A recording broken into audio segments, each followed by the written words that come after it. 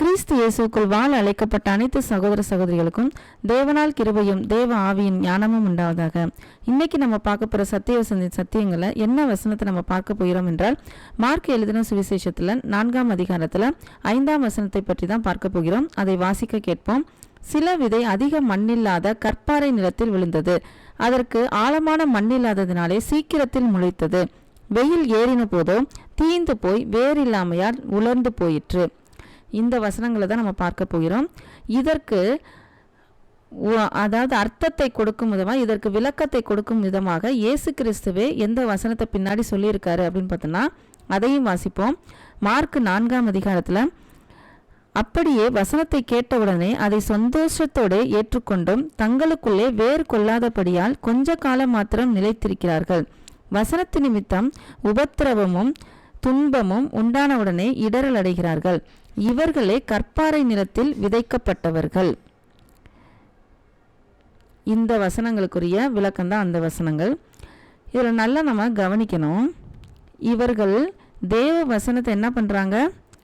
கேட்குறாங்க. எப்படி கேட்குறாங்க? சந்தோஷமாகவே கேட்குறாங்க. சந்தோஷமாக கேட்டுட்டு என்ன ஆகுறாங்கன்னா முளைக்கிறாங்க. அதாவது விதை என்ன ஆகுது? முளைக்க தான் செய்யுது. அவர்கள் என்ன பண்ணுறாங்க? அதை கேட்டு அது பின்னால் போகணுன்னு என்ன ஆகுறாங்க? வாஞ்சையாக இருக்கிறாங்க. ஆனால் வெயில் ஏறின போதோ தீந்து போய் வேர் இல்லாமையால் உலர்ந்து போயிட்டுரு. வேர் இருந்தால் தான் வெயில் வரும்போது என்ன ஆக முடியும்? தாக்கு பிடிக்க முடியும். அப்போ வேருங்கிறது எங்கே போடணும் அப்படின்னா, அந்த வசனத்தை இருதயமாகிய வேரில் அவர்கள் போட வேண்டும். ஆனால் அவர்கள் அந்த வசனத்தை எங்கே போட்டுட்டாங்க அப்படின்னா, இருதயமாக இருக்கிற வேரில் போடாமல் எங்கே போட்டுட்டாங்கன்னா, தங்களுடைய சுயத்திலும் தங்களுடைய மூளையிலும் தான் என்ன பண்ணியிருக்காங்க? சுய அறிவிலும் வசனத்தை போட்டுக்கொண்டு அதன் பின்னால் அவர்கள் என்ன பண்ணுகிறார்கள்? அந்த வசனத்தை பின்பற்றுகிறார்கள். இதை ரொம்ப ரொம்ப முக்கியமானது. ஏன் அப்படின்னா, இன்று அநேக அதாவது வசனத்தை போதிக்கிறவர்களே இப்படி தான் பண்ணிக்கிட்டு இருக்காங்க. நல்ல நிலத்தில் விழுந்தது எங்கே போயிருக்குன்னா இருதயத்தில் போயிருக்கும். ஆனால் இன்று வசனத்தை பெரும்பாலானோர் போதிக்கிறவங்களே மூளையிலிருந்து, அதாவது பல விஷயங்களை படித்து கற்று அறிந்து அந்த மூளையில் கொண்டு போயிருந்த அறிவை தான் என்ன பண்ணுறாங்க? போதிக்கிறாங்க. இருதயத்தில் அதை கற்றறிந்து இருதயத்திலிருந்து அந்த வசனத்தை யாரும் என்ன பண்ணுறதில்ல? போதிக்கிறதில்ல. யாரும் சொல்ல முடியாது, பெரும்பாலானோர் போதிக்கிறதில்ல. ஆனால் சில பேர் இருதயத்திற்குள் இருக்கிறார்கள். ஏன்னா நல்ல நிலத்தில் விதைக்கப்பட்டவர்களும் இருக்கிறார்கள் அல்லவா? அதனால இந்த கற்பாறையில் விழுந்த விதையானவர்கள் எப்படிப்பட்டவர்கள் அப்படின்னு பார்த்தோம் அப்படின்னா, விதைக்கப்பட்ட அந்த நிலத்திற்குரியவர்கள் எப்படிப்பட்டவர்கள்னா, தாங்கள் கேட்கும் வசனத்தை ஆர்வத்தோடும் சந்தோஷத்தோடும் கேட்டுக்கொள்கிறார்கள். ஆனால் அந்த வசனத்தை தங்களுடைய இருதயமாகிய வேரில் அதை உள்ளே செலுத்தாமல் என்ன பண்ணுகிறார்கள்?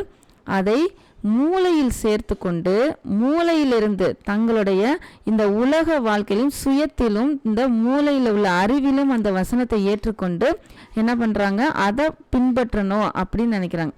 அப்படி உள்ளவர்கள் என்ன ஆயிடுவாங்க அப்படின்னா, வசனத்தின் நிமித்தம் துன்பமோ, அதாவது வசனத்தை எடுத்துக்கிட்டீங்கல்ல, இதை நம்ம படிக்கக்கூடாது, இந்த வசனத்தை நீங்கள் தியானிக்கக்கூடாது, இந்த வசனத்தை பின்பற்றக்கூடாது, பைபிளை தூக்கி எரிஞ்சிடணும் அப்படிங்கிற அளவுக்கு துன்பமோ, இல்லை இயேசுவை ஏற்றுக்கொள்ளக்கூடாது அப்படிங்கிற மாதிரி துன்பமோ உண்டானுச்சு அப்படின்னா, உபத்திரமும் உண்டாச்சு அப்படின்னா என்ன ஆயிடுவாங்க? இடரல் அடைவாங்க. இதை எப்படி சொல்லலாம் அப்படின்னா, வெறுமனே அற்புதத்துக்காகவும் அடையாளத்துக்காகவும் ஏதாவது தேவைப்படும் அப்படின்னு எதிர்பார்ப்புக்காக ஆசையோடு வருகிறவர்கள் வசனத்தை கேட்பாங்க. ஆனால் அந்த அற்புதமோ ஏதோ ஒன்று அவர்களுக்கு நிறைவேறின உடனே என்ன ஆயிடுவாங்க? பின்வாங்கிடுவார்கள். அது உண்மைதான். இப்படிப்பட்டவர் தான் கற்பாறையில் விழுந்த விதை நிலத்தில் விதைக்கப்பட்டவர்களாக இருக்கிறார்கள். இதை ஏன் நம்ம இதை ஆழமாக சிந்திக்கணும் அப்படின்னா, இந்த மாதிரி பல நேரங்களில் நமக்கும் இந்த சூழ்நிலைகள் இருக்கின்றது. பல நேரங்களில் உண்மையாகவே வசனத்தை நம்ம ஏற்றுக்கொள்வோம். ஆனால் இந்த உலக வேலையின் நிமித்தமோ மற்ற பல விதமான பேச்சுக்களின் நிமித்தமோ பல விதமான அதாவது அறிவுரைகள் நிமித்தம் என்ன ஆயிடுதுன்னா, நமக்கு உள்ளே போன வசனம் என்ன ஆக மாட்டேங்குது, இருதயத்துக்குள்ளே போகாமல் காதுக்குள்ளே போயிட்டு மூளையில் போயிட்டு அதோடு நின்றுது.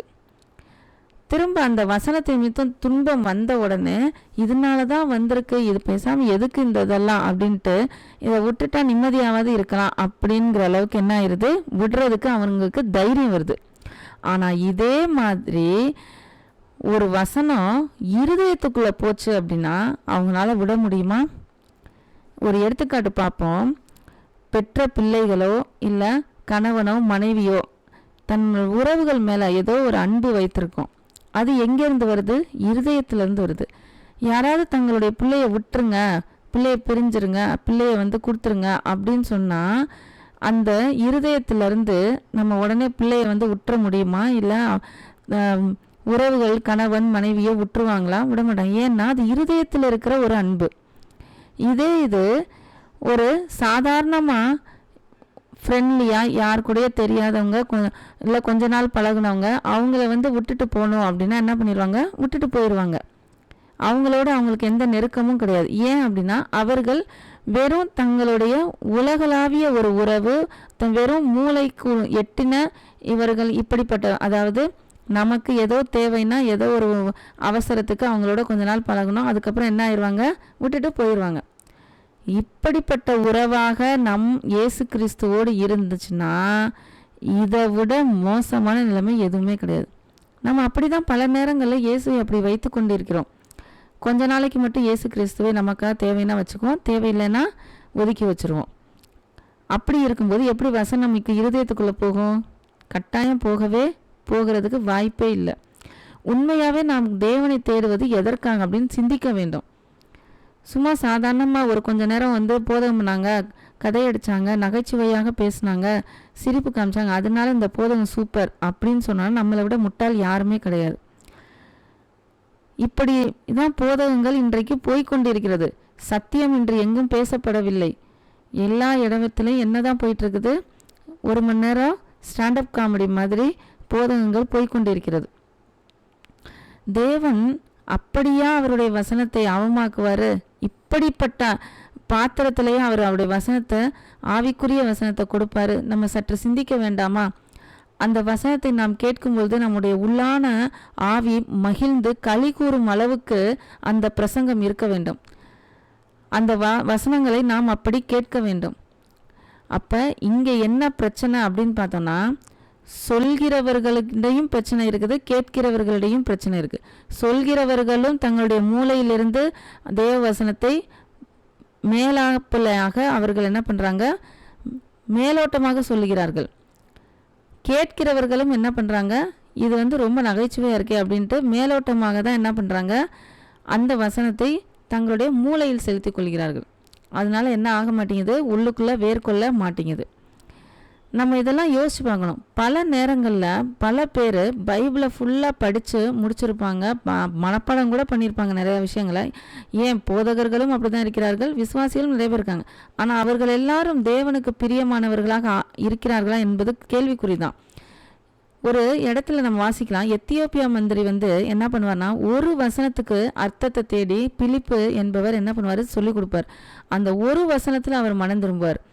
ஆனால் இன்று பல பேர் பல வசனங்களை அறிந்து கொண்டோம், உண்மையான சத்தியத்தை அறிந்து கொள்ளாமல் என்ன ஆயிடுறாங்க, வழி விலகி போய்விடுகிறார்கள். இவர்களுக்குள்ள என்ன இல்லை, வேறு இல்லை, இருதயத்தில் வசனம் போகலை, வெறும் மூளையில் மட்டும் போயிட்டு வெறும் பிரசங்கமும் ஒரு தியரியும் பேசிக்கிட்டு இன்னைக்கு இருக்கிறாங்க. இப்படிப்பட்டவர்களால தான் இந்த இரண்டாம் விதமான நிலத்தில் விதைக்கப்பட்டவர்கள் அநேகவராக இருக்கிறார்கள். அதற்கு காரணமாக நாமும் இருந்துவிடக் கூடாது. அதை நம்ம தெளிவாக புரிஞ்சுக்கணும். இந்த பழைய ஏற்பாட்டு வசனங்களை ரொம்ப தெளிவாக கற்று தேர்ந்தவர்கள்லாம் யாருன்னா, அந்த பரிசேய சதுசேயர், காய்பா, பிரதான ஆசாரியர், அண்ணா காய்பா பிரதான ஆசாரியர்கள்லாம் இருக்கிறார்கள். ஆனால் அவர்களுக்கு என்ன தெரியல, உண்மையாகவே மெஸ்ஸியாவாகிய இயேசு கிறிஸ்துவை அவர்கள் அறிந்து கொள்ள முடியவில்லை. ஏன் அப்படின்னு பார்த்தோன்னா, அவர்கள் படித்த நியாயப்பிரமாணம் எல்லாமே அவர்கள் மூளையில் தான் வச்சுருக்காங்களோ, மூளைனா அவர்களுடைய அறிவில் தான் வச்சுருக்காங்களோ இல்லைய, அவர்களுடைய இருதயத்தில் எதுவுமே போகவே இல்லை. அதனால தான் அவர் சொல்லும் வசனம் எதுவுமே அவர்களுக்கு புரியவும் இல்லை. அவர்களுடைய கர்வமே என்ன ஆயிடுச்சு, அதை அவர்களிடமிருந்து எடுத்து போட்டுருச்சு. அப்போ வசனத்தின் நிமித்தம் துன்பம் வரும்போது நாம் எப்படி இருக்க வேண்டும்னா, இருதயத்திற்குள்ள அந்த வசனம் இருந்தால்தான், வேர் கொண்டு இருந்தால்தான் நாம் என்ன பண்ண முடியும், தெளிந்து நிமிர்ந்து தைரியமாக பலங்கொண்டு அவருக்கு கனி கொடுக்க முடியும். இல்லை என்றால் இது எல்லாமே நம்மளை என்ன பண்ணிடும், வெயில் ஏறின போதோ, அதாவது வசனத்தின் நிமித்தம் துன்பம் வரும்போது என்ன ஆயிரும், நம்மளை கருகி போட்டு விடும்.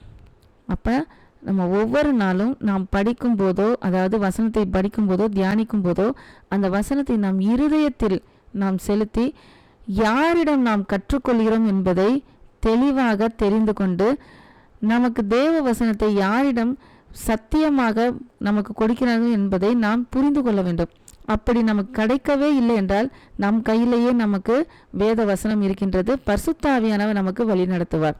அதை விட்டுட்டு நமக்கு தேவையில்லாமல் நமக்கு மூளைக்கு, அதாவது நம்மளுடைய அறிவுக்கு ஏற்றவாறு அது சந்தோஷப்படுற மாதிரி ஸ்டாண்டப் காமெடி மாதிரி வசனத்தை சொல்லிட்டு, அதே மாதிரி நம்ம மனசுக்கு ஆறுதல் படுற மாதிரி வசனத்தை சொல்கிறதையும் நம்ம என்ன பண்ணணும், அதிலிருந்து விலக வேண்டும்.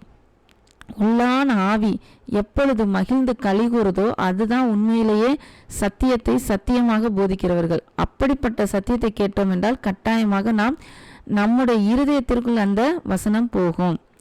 அதனால இந்த வசனத்திற்கு பின்னால நம்ம வெறும் நிலத்தை பற்றி மட்டும் பார்க்கல, விதைத்தவர்களையும் நாம் பார்க்கிறோம். விதைக்கப்பட்ட வசனத்தை எப்படி விதைக்கிறார்கள் என்பதை நாம் சற்று சிந்தித்து பார்த்தோம். அதனால நம் வாழ்க்கையிலையும் நாம் இந்த மாதிரி ஒரு கேட்டகரியில் நம்ம விழுந்து விடாமல் நல்ல நிலத்தில் விழுந்து பல 100 மடங்கு நாம் கனி கொடுப்பவர்களாக இருக்க வேண்டும்.